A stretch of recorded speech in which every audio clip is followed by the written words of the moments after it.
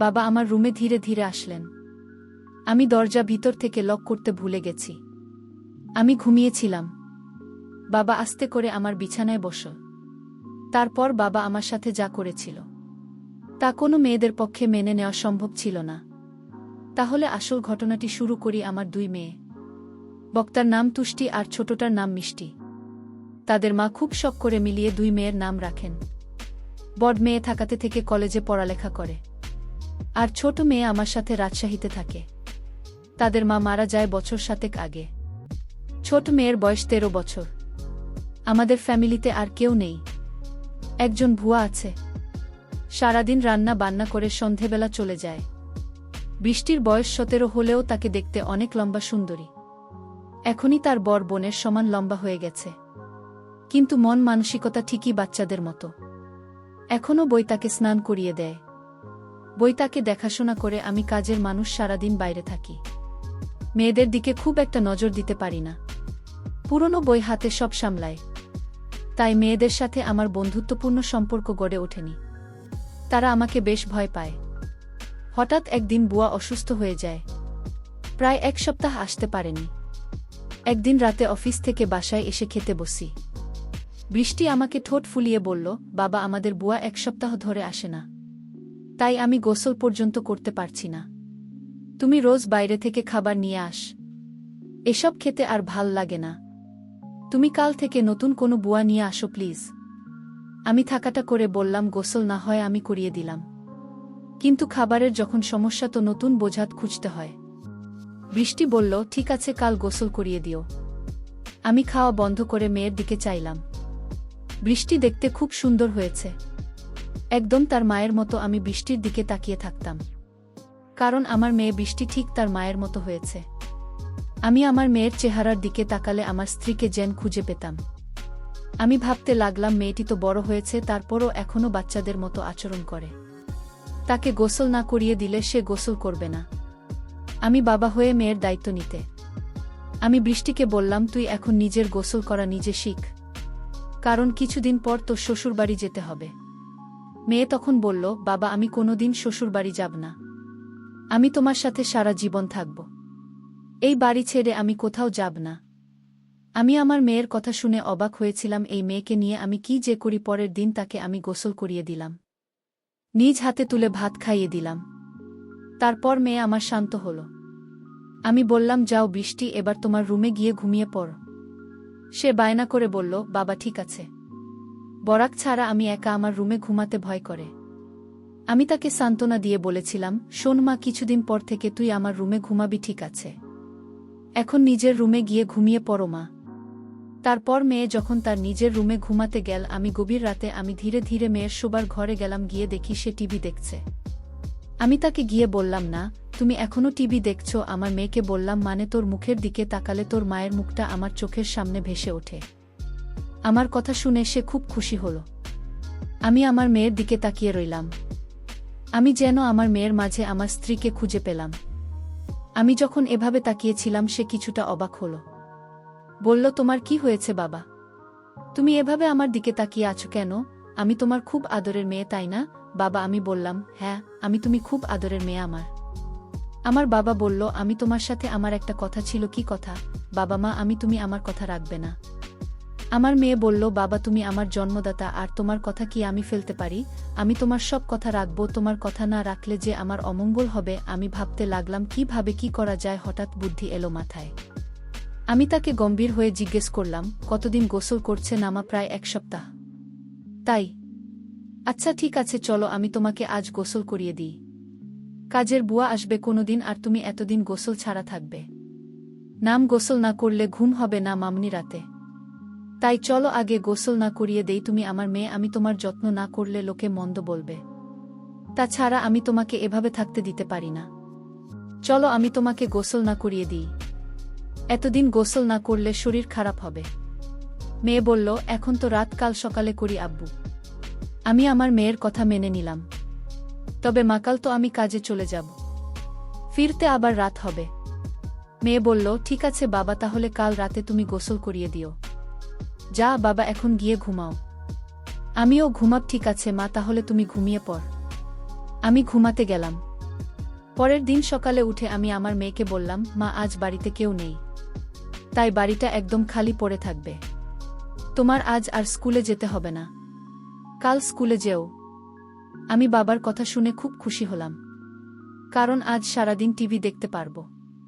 সেদিন আমি সারাদিন ঘরে বসে টিভি দেখছিলাম, বড় আপুর সাথে ফোনে কথা বলেছিলাম। সন্ধ্যা ঘনিয়ে আসছে, বাবা এখনো বাড়িতে ফিরছে না।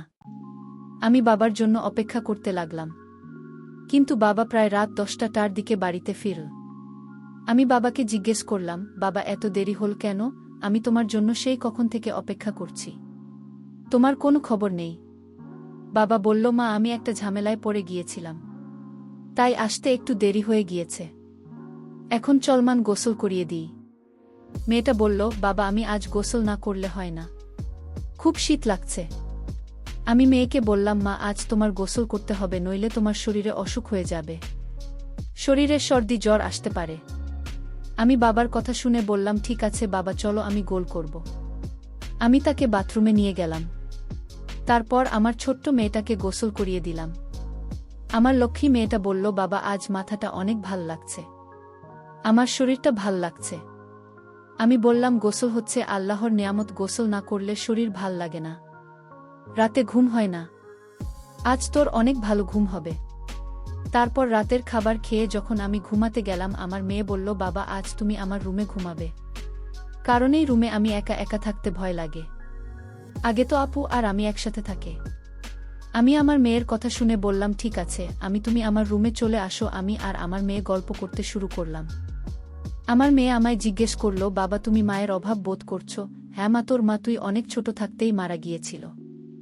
আমি তোদের কথা চিন্তা করে আমি আর কোনো বিয়ে করিনি, কারণ সৎ মা বাড়িতে নিয়ে আসলে আরও যন্ত্রণা বাড়বে। তাই এইসব ভেবে আর বিয়ে করিনি, কারণ তাদের মুখের দিকে তাকিয়ে আমি সারাটা জীবন কাটিয়ে দিব। বাবার কথা শুনে আমার কান্না চলে আসছিল। আমার বাবা তার নিজস্ব খোঁজেননি, আমাদের সুখের জন্য বাবা সারা জীবন এভাবেই কাটিয়ে দিল। আসলে এরকম বাবা হয় না এই জুটি। কিন্তু আমি যে ভাবনাটা ভেবেছিলাম সেটা আমিই ভুল ভেবেছিলাম। জানি না সেটা ভুল না সঠিক। আমি পরদিন রাতে বাবার রুমে থাকতে চাইনি, কারণ রাতে বাবা নাক ডাক।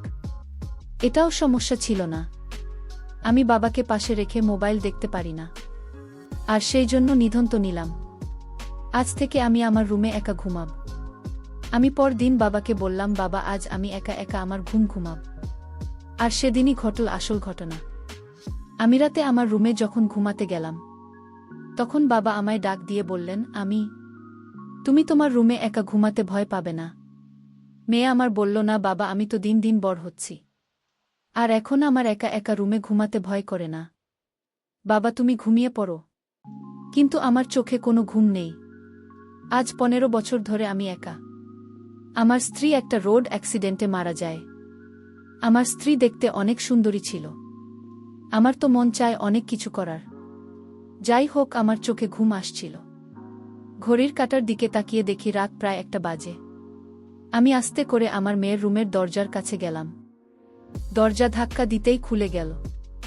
আমার মেয়ে হয়তো দরজাটা ভিতর থেকে লক করতে ভুলে গেছে। আমার আর কষ্ট হলো না। আমি রুমের ভিতরে ঢুকলাম। আমার মেয়ের দিকে তাকিয়ে দেখি কত শান্তির ঘুম আছে। মনে হচ্ছে নিষ্পাপ একটা মেয়ে, তাকে ড্রিমলাইটের আলোতে অনেক সুন্দর দেখা যাচ্ছিল, ঠিক তার মায়ের মতো। আমার কাছে মনে হলো এটাই বুঝি আমার স্ত্রী। আমার নিজের মেয়েটাকে দেখে আমার অন্যরকম অনুভূতির সৃষ্টি হল। আমি ধীরে ধীরে মেয়ের বিছানার পাশে গিয়ে বসলাম। একজন তার দিকে তাকালাম।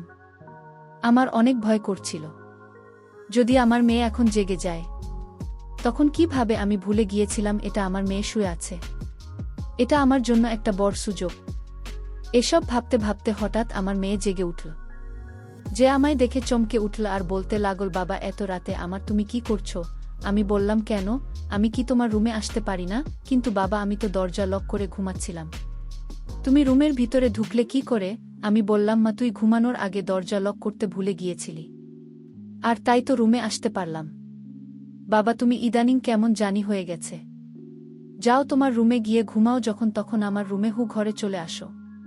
পরদিন সকালে আমি আমার মেয়েকে বললাম, মা গোসল করবে না? আমি চলে গেলে কে তোরে গোসল করাবেন? মেয়ে তখন বলল, বাবা আজ থেকে তোমার আর কষ্ট করতে হবে না। আমি নিজেই গোসল করতে পারবো। আমি আমার মেয়ের কথা শুনে ভাবলাম মেয়ে কি আমার মনের কথা জেনে গেছে, আরেক মনে ভাবলাম সে আমার মনের খবর কি করে জানবে। আমি রাতে বাড়িতে ফিরলাম। ফিরে দেখি মেয়ে ঘরে বসে টিভি দেখছে। আমি আমার মেয়েকে জিজ্ঞেস করলাম, বৃষ্টি আজ তুই আমার রুমে ঘুমাবি? কারণ আমার শরীরটা ভালো না। আমি বাবার বাহানা কিছুটা বুঝতে পারছি, কারণ বাবার ইদানিং মনের ভিতর খারাপ কিছু চলছে। আমার বাবাকে সন্দেহ সৃষ্টি হলো। আমি সিদ্ধান্ত নিলাম আমি আর বাবা রুমে ঘুমাব না। বাবা ইদানিং পাগলের মতো হয়ে গেছে। আমি আজ আমার রুমে ঘুমাতে গেলাম। রাতের শরীরটা ক্লান্ত ছিল, তাই আজ সকাল সকাল ঘুমিয়ে পড়েছিলাম। রাত যখন গভীর হলো আমি অনুভব করলাম আমার রুমে কে যেন প্রবেশ করছে। আমার সাথে অদ্ভুত আচরণ করার চেষ্টা করছে। আমি যখন বুঝতে পারলাম, আমি ঘুম থেকে উঠে বাবাকে দেখতে পাইলাম। আমি বাবাকে বললাম, বাবা এত রাতে আমার রুমে কেন আসলে, আর আমার সাথে এমন আচরণ কেন করছো? বাবা তুমি ভুলে গেছো আমি তোমার মেয়ে। তুমি এখনই রুম থেকে বাহির হয়ে যাও। বাবা তখন চিৎকার করে বলল, আমি যে রুম থেকে যাব না। না, এই রুমে আমার স্ত্রী লুকিয়ে আছে। বের করে দাও আমার স্ত্রীকে। বাবার কথা শুনে আমি অবাক হয়ে গেলাম। আসো পুজো তো। বাবা এসব কি বলছে? বাবা আমি তোমার আদরের মেয়ে, তুমি এসব কি বলছো? বাবা তুমি যদি আমার সাথে খারাপ আচরণ করো তাহলে আমি ভুলে যাব তুমি আমার বাবা। বাবা আমায় বলল আজ আমি মরে যাব, তাও আজ এই রুম থেকে বের হব। বাবার এমন কথা শুনে আমি বাবাকে একটা ধাক্কা মেরে ফেলে দিলাম। বাবা তখন অজ্ঞান হয়ে লুটিয়ে পড়ল। আমি তাড়াতাড়ি বড়বাবুকে ফোন দিলাম। বড় আপু আর আমি বাবাকে হাসপাতালে নিয়ে গেলাম। বাবা 3 দিন যাবত অজ্ঞান ছিল। বড় আপু আমায় বলল, তুই নিজের বাবাকে ধাক্কা মারে। আপু তুই জানিস না, বাবা প্রতি রাতে আমার রুমে আসতো, অন্যরকম আচরণ করার চেষ্টা করত। তাই আজ আমি বাবাকে কখন যে ধাক্কা মারলাম তা বুঝতে পারি। বাবার যখন জ্ঞান ফিরল ডাক্তার বলল, আপনার বাবা পাগল হয়ে গিয়েছে, ওনার ব্রেন নষ্ট হয়ে গিয়েছে, আর তাই আপনার সাথে এরকম খারাপ করত।